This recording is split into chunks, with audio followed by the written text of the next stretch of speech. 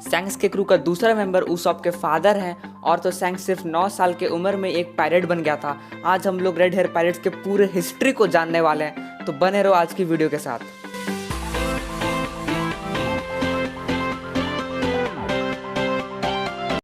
तो हमें पता है कि सैंक्स सिर्फ 9 साल का था जब वो रॉजर के क्रू में था और वो उस क्रू में तब तक रहा जब तक रॉजर खुद पूरे क्रू को डिसमिस नहीं कर दिया, और तब तक वो एटलीस्ट 14 ईयर्स का हो गया था। और 1 साल बाद वो रॉजर के एग्जीक्यूशन को विटनेस किया था लॉकडाउन में, जिसके बाद वो डिसाइड किया कि वो अपना खुद का एक पायरेट क्रू फॉर्म करेगा।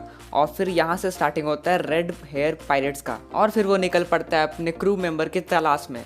और इस खोज में वो एक पहुंचता है एक गांव में, जहाँ पे वो एक यासोप नाम के आदमी से मिलता है और फिर वो उसे बोलता है कि तुम मेरे क्रू को ज्वाइन करोगे। और फिर वो यासोप निकलता है उसॉप का फादर, और तुम्हें तो पता है फिर क्या होता है। तो हाँ, ये बंदा ज्वाइन कर लेता है सैंक्स के क्रू को, और इसी तरह वो और भी ताकतवर लोगों को अपने ग्रुप में ले लेता है, जैसे कि बेन बेकमैन जो कि वाइस कैप्टन बनता है रेड हेयर पायरेट्स का। और फिर आता है लकी रूए, जिसके हाथ में हमेशा एक मीट रहता है। तो ये 3 लोग ऑफिसर्स कहलाए जाते हैं रेड हेयर पायरेट्स के। और बात करें बाकी के क्रू के बारे में, तो यार हमें उनके बारे में अब तक कुछ बताया गया नहीं है। इसके बाद सैंक्स मिलता है हॉकाई मीहॉक से, जो कि वर्ल्ड का ग्रेटेस्ट सोर्ड्समैन है, और उनके बीच होता है बैटल, जिसका एको पूरे ग्रैंड लाइन में सुनाई देता है। इसके बाद रेड हेयर पायरेट्स 1 साल ईस्ट ब्लू में बिताते हैं, डॉन आइलैंड पर। हाँ, तुमने सही गेस किया, लूफी का होम टाउन, जहाँ पर लूफी दिन भर सैंक्स को बोलता रहता है कि उसे उसका कुछ ज्वाइन करना है, जिसके रिप्लाई में सैंक्स हमेशा उसे मना करता है, जो कि बहुत अजीब है क्योंकि सैंक्स सिर्फ 9 साल का था जब वो रॉजर के क्रू में था, और लूफी सिर्फ उससे 2 साल ही छोटा था। और सबको तो पता ही है उसके बाद क्या होता है। सैंक्स लूफी को बचाता है, जिसके चक्कर में वो अपना एक हाथ खो देता है, और फिर वो अपना स्ट्रॉ हैट भी लूफी के साथ छोड़ देता है। और हाँ, वो लोग ग्रैंड लाइन में दोबारा चल जाते हैं, जिसके कुछ साल बाद एक एस नाम का बंदा आता है वो लोग से मिलने, और वो बताता है कि वो लूफी का भाई है। जिसके बाद वो लोग करते हैं पार्टी। फिर 1 साल बाद हॉकाई मीहॉक आता है लूफी का बाउंटी लेकर, जो कि उसका होता है वेरी फर्स्ट बाउंटी, जिसको देखकर सैंक्स फिर दोबारा करता है पार्टी। अब यहाँ पर जैसे मैं बोल रहा हूँ, तुम्हें लग रहा होगा कि सैंक्स दिन भर क्या पार्टी करते रहता है, तो नहीं यार, वो लोग भी लाइक ऐसे रहते हैं, we work hard we play hard. और ये वर्क हमें आगे जाके दिखता भी है, क्योंकि सैंक्स अपना पावर और इन्फ्लुएंस को इतना ज़्यादा बढ़ा चुका है कि अब उसे वन ऑफ द 4 एम्प्रेस में से एक में गिना जाता है। मतलब देख रहे हो भाई, इन लोगों के पास ना ही कोई डेविल फ्रूट पावर्स है, और उल्टा तो सैंक्स के पास बस एक हाथ है, तब भी वो इस पोजीशन में है। तुम भाई सोचो कितना ताकतवर हो सकता है ये बंदा। तो इससे पता चलता है कि सीरीज के बैकग्राउंड में इन लोगों का बहुत ही बड़ा रोल है। और अगर तुम्हें नहीं पता हो तो ब्लैक बियर्ड ही वही इंसान है जो सैंक्स के चेहरे में ये निशान लाया। जिसके बाद सैंक्स जाता है व्हाइट बियर्ड से मिलने और उसे बोलता है कि एस को वापस बुला लो, ब्लैक बियर्ड बहुत ज़्यादा खतरनाक है।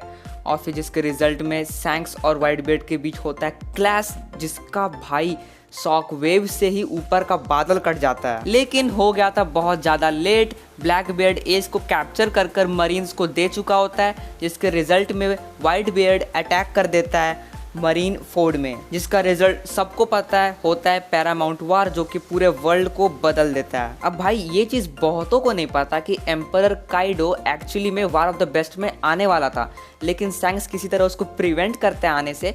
अब ये चीज़ हमें तो दिखाई गई है नहीं, तो हम लोग एज्यूम करते हैं कि या तो वो डिफीट या तो प्लेकेट या फिर एस्केप करके यहाँ पहुँचता। अगर तुम लोग वीडियो को अब तक देख ही रहे हो तो तुम्हें मज़ा आ ही रहा होगा, तो भाई मैं रेकमेंड करूँगा भाई सब्सक्राइब कर लो, क्योंकि जो आगे जो होने वाला है वो बहुत ही ज़्यादा एपिक है। अब सैंक्स वहाँ पहुँचते ही कोबी को बचा लेता है अकाइनू के उस खतरनाक पंच से, और बेन बेकमैन लूफी को बचाता है किज़रू से।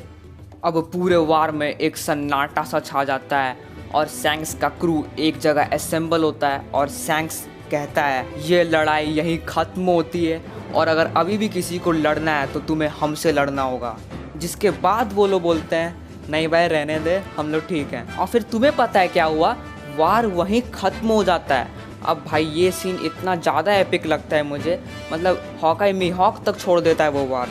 अब 2 साल के टाइम स्किप के बाद एक वर्स्ट जनरेशन का पायरेट जो कि है किड, वो लड़ता है इसी पायरेट ग्रुप से।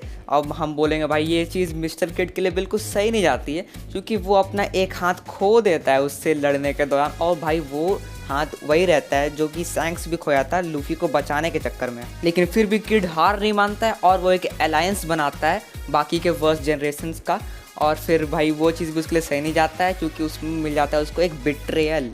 और अब हम लोग आ चुके करंट एपिसोड्स में, जहाँ पे सैंक्स लूफी के बाउंटी को रिएक्ट करता है। उसके बाद वो 5 एल्डर स्टार्स मरीन्स के मिलने जाता है। अब ये चीज़ अभी भी मिस्ट्री बनी हुई है कि वो उनको कैसे जानता है, वो भगवान जाने। वीडियो को एक फैक्ट के साथ एंड करते हैं कि बगी शायद सैंक्स का क्रू का पहले मेंबर हो सकता था, क्योंकि सैंक्स सबसे पहले बगी को ही अपने क्रू में इनवाइट करता है, लेकिन बगी बीइंग बगी इस चीज़ को रिफ्यूज़ करता है और अपना खुद का पायरेट ग्रुप बनाता है, जो हम बोलेंगे ठीक ठाक ही चल रहा है। तो हाँ यार, आज के लिए इतना ही। अगर वीडियो पसंद आई हो तो यार लाइक मारो, नीचे सब्सक्राइब दिख रहा हो सब्सक्राइब को ठोको और शेयर करो वीडियो को। मैं मिलता हूँ अगले वीडियो में, तब तक के लिए बाय।